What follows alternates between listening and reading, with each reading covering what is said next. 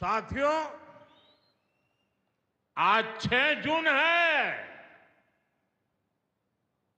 याद कीजिए, एक महीने पहले, ठीक एक महीने पहले 6 मई की वो रात पाकिस्तान के आतंकियों पर कयामत बरसी थी।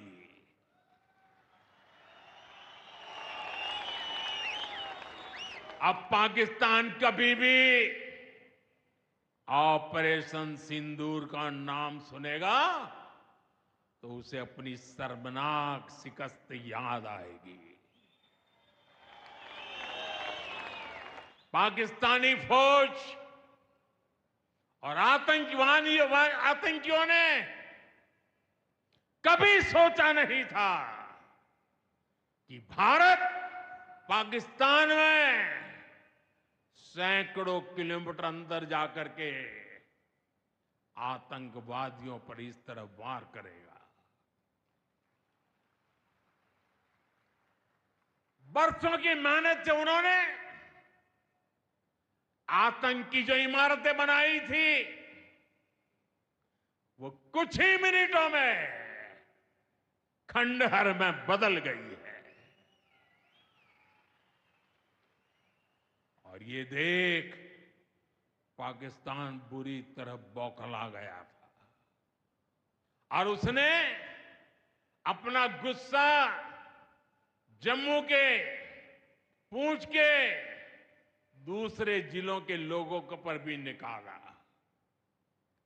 पूरी दुनिया ने देखा कि पाकिस्तान ने कैसे यहां घर उजाड़े, बच्चों पर गोले फेंके, स्कूल, अस्पताल तबाह किए, मंदिर, मस्जिद, गुरुद्वारों पर शेलिंग की। आपने जिस तरह पाकिस्तान के हमलों का मुकाबला किया वो हर देशवासी ने देखा है। इसलिए अपने परिवारजनों ने उनके साथ हर देशवासी पूरी शक्ति से खड़ा है।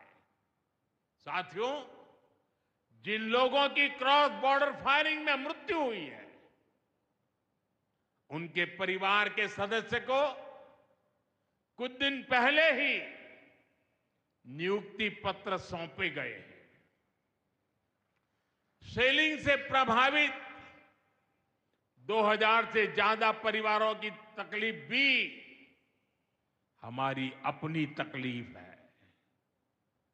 इन परिवारों को शेलिंग के बाद अपने घर की मरम्मत के लिए आर्थिक मदद दी गई थी। अब केंद्र सरकार ने ये तय किया है कि इस मदद को और बढ़ाया जाए। आज के इस कार्यक्रम में मैं इसकी भी जानकारी आपको देना चाहता हूं। साथियों, जिन घरों में बहुत ज्यादा नुकसान हुआ है उन्हें अब 2 लाख रुपए और जो घर आंशिक रूप से क्षतिग्रस्त हुए उन्हें 1 लाख रुपए की सहायता अलग से दी जाएगी, अतिरिक्त दी जाएगी। यानी अब उन्हें पहली बार की मदद के बाद ये एक्स्ट्रा धनराशि मिलेगी।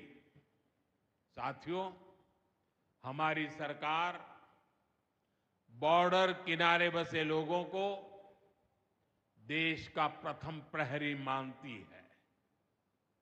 बीते दशक में सरकार ने बॉर्डर के जिलों में विकास और सुरक्षा के लिए अभूतपूर्व काम किया है। इस दौरान करीब 10,000 नए बंकर्स बनाए गए हैं। इन बंकरों ने ऑपरेशन सिंदूर के बाद बने हालात में लोगों का जीवन बचाने में बड़ी मदद की है। मुझे बताते हुए खुशी है कि जम्मू और कश्मीर डिवीजन के लिए 2 बॉर्डर बटालियन बनाई गई है। 2 वुमेन बटालियन बनाने का भी काम पूरा कर लिया गया है। साथियों, हमारा जो इंटरनेशनल बॉर्डर है, उसके पास जो बहुत दुर्गम इलाके हैं, वहां भी सैकड़ों करोड़ रुपया खर्च करके नया इंफ्रा बनाया जा रहा है। कठुआ से जम्मू हाईवे को 6 लेन का एक्सप्रेसवे बनाया जा रहा है। अखनूर से पुंछ हाईवे का भी चौड़ीकरण किया जा रहा है। वाइब्रेंट विलेज प्रोग्राम के तहत भी बॉर्डर के गांवों में विकास के काम को और गति दी जा रही है। जम्मू कश्मीर के 400 ऐसे गांव जहां ऑल वेदर कनेक्टिविटी नहीं थी, उन्हें 1800 किलोमीटर की नई सड़कें बिछाकर जोड़ा जा रहा है। इस पर भी सरकार 4200 करोड़ रुपए से ज्यादा खर्च करने जा रही है। साथियों, जम्मू कश्मीर मां भारती का मुकुट है। ये मुकुट एक से बढ़कर एक खूबसूरत रत्नों से जड़ा हुआ है। ये अलग अलग रत्न जम्मू कश्मीर का सामर्थ्य है। यहां की पुरातन संस्कृति, यहां के संस्कार, यहां की आध्यात्मिक चेतना, प्रकृति का सौंदर्य, यहां की जड़ी बूटियों का संसार, फलों और फूलों का विस्तार, यहां के युवाओं में, आप लोगों में जो टैलेंट है, वो मुकुट मणि की तरह चमकता है। साथियों, आप भली भांति जानते हैं, मैं दशकों से जम्मू और कश्मीर आता जाता रहा। इंटीरियर इलाकों में मुझे जाने का, रहने का अवसर मिला है। मैंने इस सामर्थ्य को लगातार देखा है, महसूस किया है, और इसलिए मैं पूरे समर्पण भाव के साथ जम्मू कश्मीर के विकास में जुटा हूं। साथियों, जम्मू कश्मीर भारत की शिक्षा और संस्कृति का गौरव रहा है। आज भारत दुनिया के बड़े नॉलेज हब में से एक हमारा जम्मू कश्मीर बन रहा है, तो इसमें जम्मू कश्मीर की भागीदारी भी भविष्य में भी बढ़ने वाली है। यहां आईआईटी, आईआईएम, एम्स और नीट जैसे संस्थान हैं। जम्मू और श्रीनगर में सेंट्रल यूनिवर्सिटीज हैं। जम्मू और कश्मीर में रिसर्च इकोसिस्टम का भी विस्तार हो रहा है। साथियों, यहां पढ़ाई के साथ साथ दवाई के लिए भी अभूतपूर्व काम हो रहा है। बीते कुछ सालों में ही 2 स्टेट लेवल के कैंसर संस्थान बने हैं। पिछले 5 वर्षों में यहां 7 नए मेडिकल कॉलेज शुरू किए गए हैं।